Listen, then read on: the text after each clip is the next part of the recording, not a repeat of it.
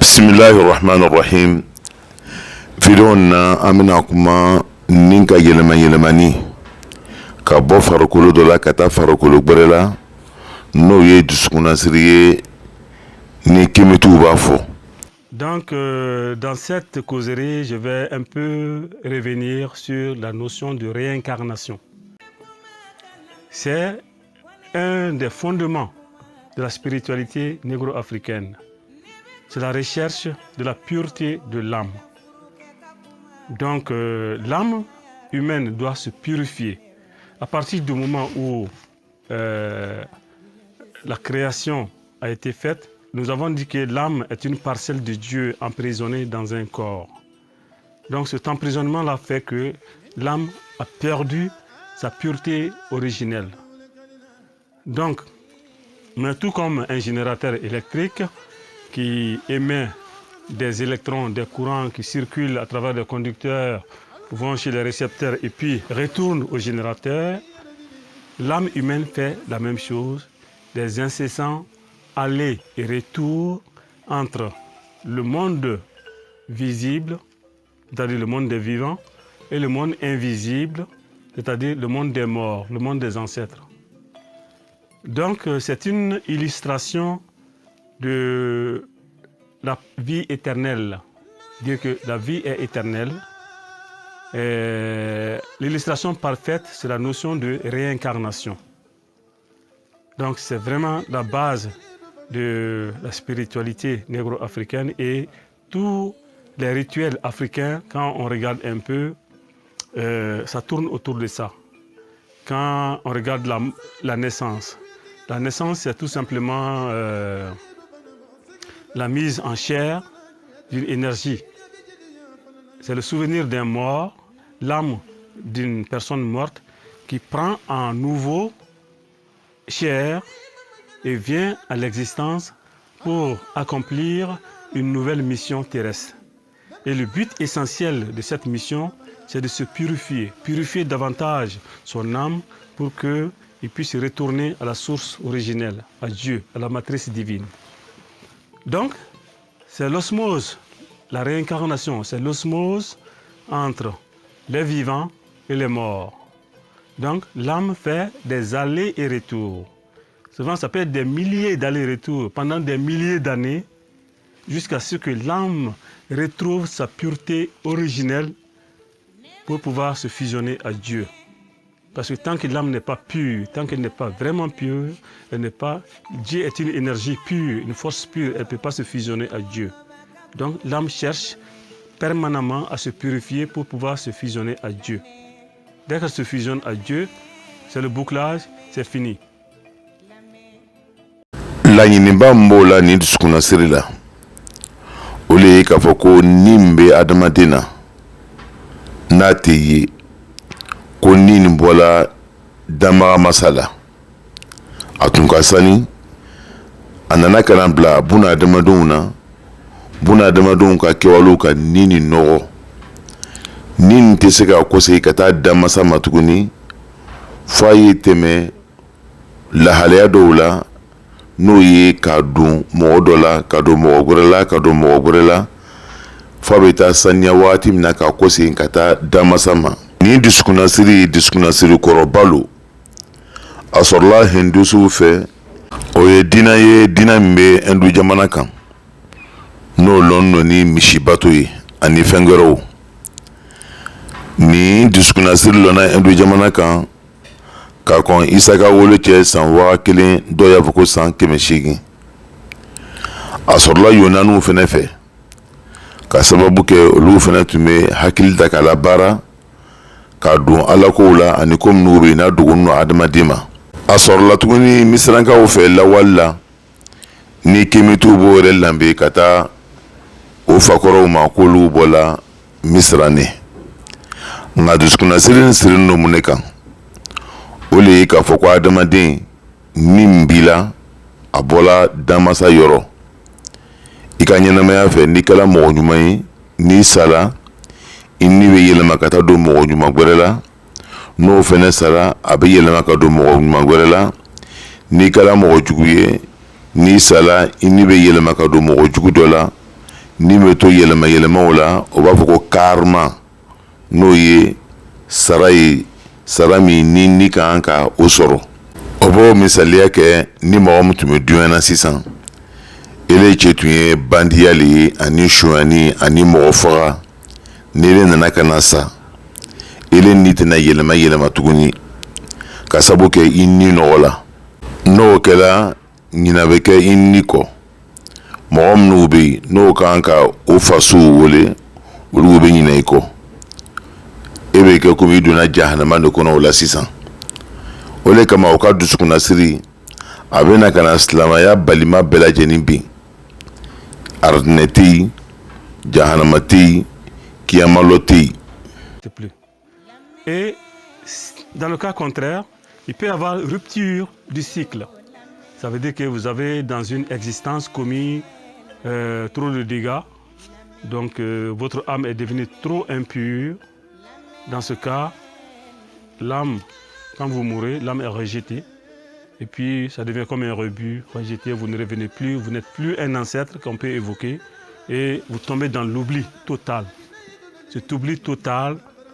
nous on l'appelle la seconde mort. C'est-à-dire vraiment vous êtes fini, vous ne revenez plus, vous n'avez plus le statut d'ancêtre, donc vous êtes oublié. Bon, d'autres ont interprété ça comme l'enfer. Hein. Bon, comme vous le savez, j'ai expliqué dans la première vidéo.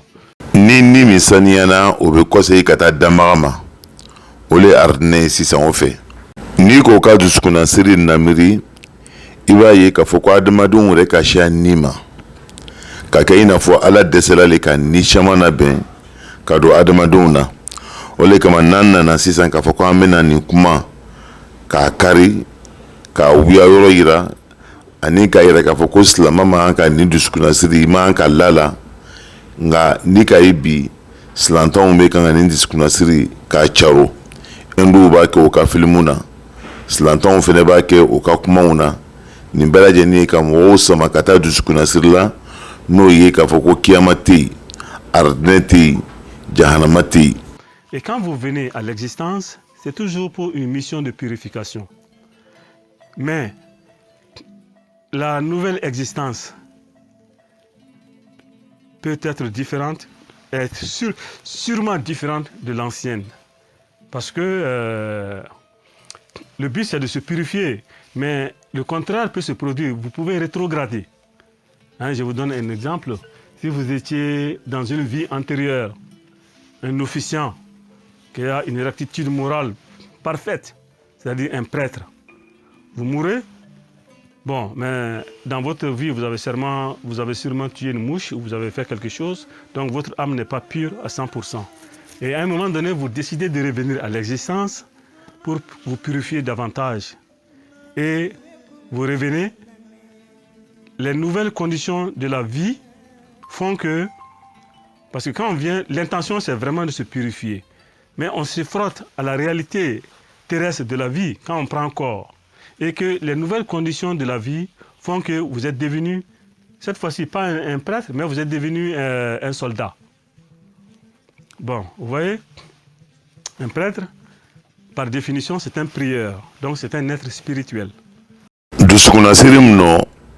ka kiyama ko boyi pewu a y'o le misaliya di tan ko adamaden ni bɛ saniya le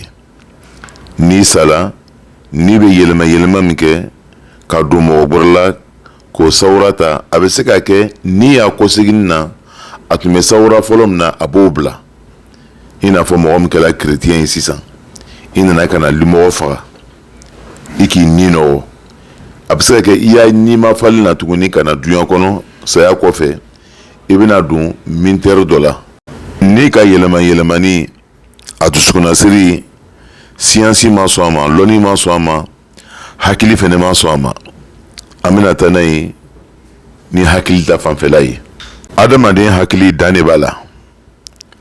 fɛn min bɛ hakili sanfɛ o le bɛ ala kumakan ye a n'a bɛ wahayu min ci a ka ciladen alayhi salatu wasalam o le kama n'i ka kuranna filɛ manton tɛmɛnenw kibariya ani ko dogoninw ala b'o fɔ kuranna kɔnɔ o kama i tɛ kɛ limaniya jatika ye fo ni limaniya tenkun 6 n'o dafali la ka limaniya ala ma i ima ala ye ima magala nga i b'a lɔn k'a fɔ ko masa dɔ bɛ yen tigi dɔ bɛ yen min n'ale ka danfɛn bɛɛ lajɛlen dan n'a ka kan k'a bato ka limaniya mɛlɛkɛw ma ka lɔn ko ala ka danfɛn dɔw bɛ yen u tɛ ala sɔsɔ u bɛ ala ka yamaruya la waati bɛɛ lajɛlen na ala k'o dan ka bɔ nɔrɔ la ka limaniya tuguni k'a fɔ ko jinɛw bɛ yen ka limaniya tuguni latigɛ ma ninnu bɛɛ ye fɛn dogoninw de ye n'adamaden ma limaniya ma hali bi a bɛ kɛ sababu ye k'i kafiriya nka i kɛ k'a fɔ k'i t'o ye la o kɔrɔ tɛ k'a fɔ k'o tɛ yen ni fɛnɛ bɛ don o misaliya kɔnɔ. Et ils t'interrogent au sujet de l'âme, dit « L'âme relève de l'ordre de mon Seigneur, et on ne vous a donné que peu de connaissances. » ala ka dan fɛn fɛn n'a bɛ fɔɲɔ minɛ ka bila fɛn min bɛ boli a fari kɔrɔ n'o ye ni ye gundo min no ala kelen pe de b'a gundo lɔn n'an k'a bila hakili minan kɔnɔ an b'a ye k'a fɔ ko hakili yɛrɛ bɛ sɔn k'a fɔ adamaden ni kelen kelen bɛɛ kɛrɛkɛrɛnnen no a ka farikolo de la a tɛ yɛlɛma ka bɔ farikolo dɔ la ka taa farikolo wɛrɛ la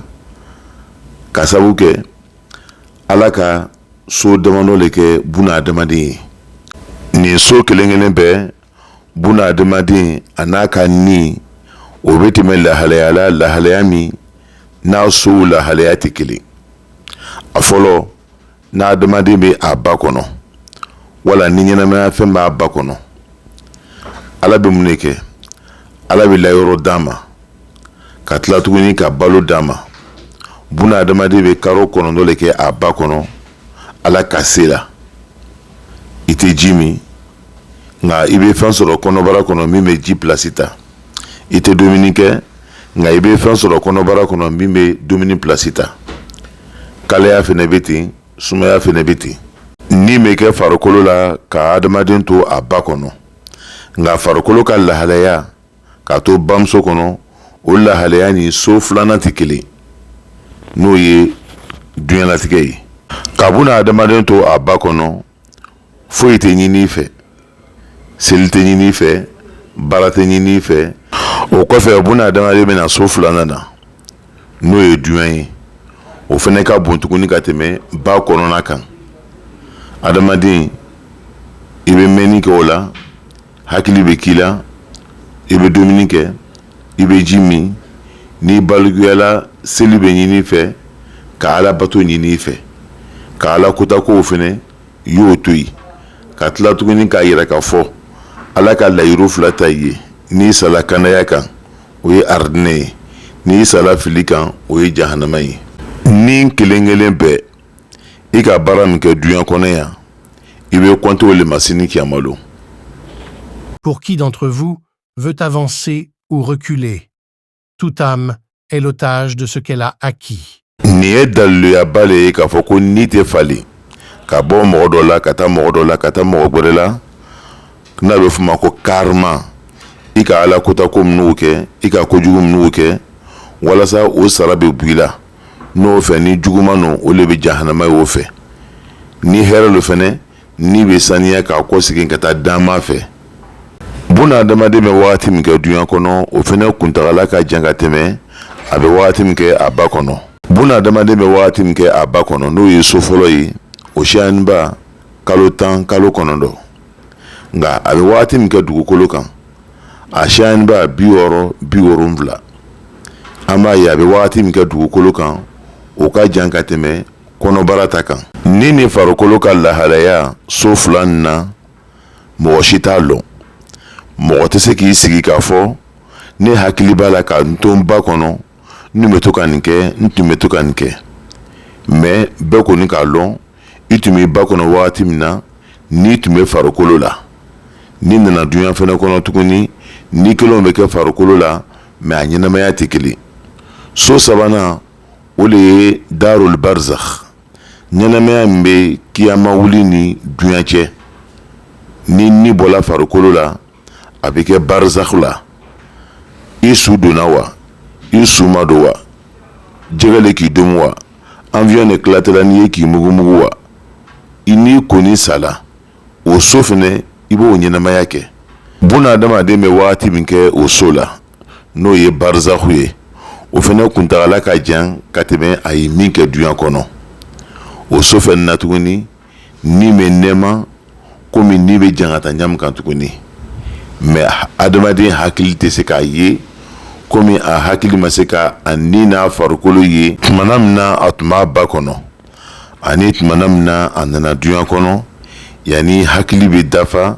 ka farikolo dafa.